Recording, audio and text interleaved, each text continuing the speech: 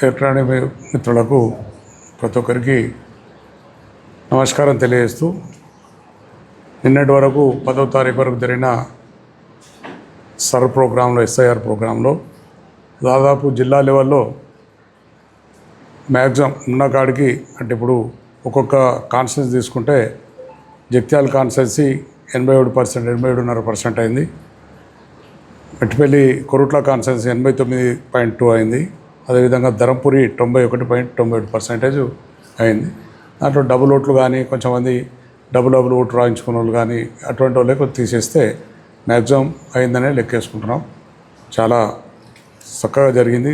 అందరు కూడా, ప్రజలు కూడా ఎవరు వదిలిపెట్టకుండా ప్రోగ్రామ్ సక్సెస్ చేసుకున్నారు. దానికి వాళ్ళందరికీ కూడా కృతజ్ఞత తెలియజేస్తున్నాం. ఈ విషయానికి వస్తే కరువు ఏర్పడ్డది. ఏదో వర్షాలు కొంచెం పడ్డాయి, అప్పుడు ఇప్పుడు పడుతున్నది. మక్క పంటలకు మనకి కష్టపడి పడుతున్నది, వరి పొలాలకు అని ఏర్పడుతున్నది. నీళ్ళు ఉండగా కూడా మనం కరువు తెచ్చుకున్నాం. నీళ్ళు లేకపోతే కరువు వచ్చిందంటే అది వేరే, అది మన చేతులు లేదు, ఆ భగవంతుని చేతులు ఉంటుంది. కానీ వాటర్ ఉండగా కూడా ఏదైతే కన్నపల్లి పంప్ హౌస్ కాడ ఇప్పటికి కూడా ఇవాళ 300-400 క్యూసెక్స్ల నీళ్ళు కింద పడిపోతున్నాయి. రోజు ఒక 2-3 టీఎంసీలు తీసుకున్నా ఎల్లంపల్లి ద్వారా ఇదివరకు మనకి ఎస్ఆర్ఎస్పి నింపుకొస్తుండే, ఎల్ఎండి నింపుకొస్తుండే, మిడ్మానే నింపుకొస్తుండే. ఇటువంటి ఉండగా కూడా నీళ్లు నింపుకోలేని పరిస్థితి ఇవాళ మన దౌర్భాగ్యమైన ప్రభుత్వం చేస్తుంది కనుక దాన్ని, ఎందుకంటే కరువు వచ్చి రేపు ఎస్ఆర్ఎస్పిలో 42 టీఎంసీలు నీళ్ళు వచ్చినాయి. అది 42 టీఎంసీలు నీళ్ళు తాగడానికి సరిపోవు, మిషన్ భగీరథకి సరిపోవు. అటువంటి దౌర్భాగ్య పరిస్థితి. ఎందుకంటే చెప్తే విన్నాడు ముఖ్యమంత్రి, ఆయన చేయడు. చెప్తే ఎందుకంటే నేను వాళ్ళు చెప్తేనే ఎదిగినాలే నచ్చుతా అని చెప్పి ఆయనకు ఒక ఈగో, అది చేయడు. మరి ఆయన దృష్టితో ఆయన చేసినా పర్వాలేదు, కానీ అది కూడా చేయక ఏమైనా కాలయాపన చేసుకుంటూ నోటికి వచ్చిన మాటలు పొద్దున్న లేవగానే మైక్ పట్టుకున్నాడంటే ప్రభుత్వాన్ని తిట్టుడు, పాత ప్రభుత్వాన్ని, కేసీఆర్ని తిట్టుడు, హరీష్ రావుని తిట్టుడు, కేటీఆర్ని తిట్టుడు తప్పితే వేరే లేదు. ఆయన ఏం చేయాలి ఏ కథ చెప్పి మనం చెప్తున్నాం కూడా. ఈ విధంగా వేయు, ఇలా కనపల్లి నుంచి నీళ్లు పొందని చెప్తున్నాం. అంటే మనం ఇచ్చిన సలహాలు తీసుకోడు ఆయన. ఎందుకంటే నాకేదో తక్కువ అయిపోతానని, చిన్న అయిపోతే వీళ్ళు ఇచ్చే సలహాలు తీసుకుంటాన ఒక పిచ్చి ఉద్దేశంతో ఉన్నాడు కనుక ఇప్పటికైనా కన్ను తెరిచి ఇప్పటికీ నీళ్ళు పోతున్నాయి. ఇప్పటికైనా ప్రాజెక్టులను నింపి ప్రజలను, రైతులను ఆదుకోండి. ఇలా మందు సంచులు సక్కలేవు రైతులకు. కరెంట్ ఎప్పుడు పోతుందో ఎప్పుడు వస్తుందో తెలియని పరిస్థితి వస్తున్నారు. మీరు అందరూ కూడా, మిత్రులు కూడా చూస్తున్నారు మీరు. ఎందుకంటే కరెంట్ ఎప్పుడు పోతుందో, ఎప్పుడు వచ్చే టైంకి కూడా లేదు. పోతున్నది 2 గంటలు పోతున్నది, మధ్యాహ్నం ఎప్పుడో పోతున్నది, టక్క పోతున్నది వస్తున్నది. దాంతో మోటార్లు కూడా కాలిపోయే పరిస్థితి వచ్చింది కనుక నచ్చింది. ఇప్పటికైనా అన్నిటి మీద దృష్టి పెట్టి నువ్వు వచ్చినందుకు, ప్రజల్ని పట్టం కట్టినందుకు న్యాయం చేయి ప్రజలకు అని చెప్పి, ఇంకా 2 సంవత్సరాల నువ్వు ఉండేది, 2 సంవత్సరాల లోపల తెలివితో పనిచేసి న్యాయం చేయాలని చెప్పి ముఖ్యమంత్రి గారిని డిమాండ్ చేస్తున్నాం.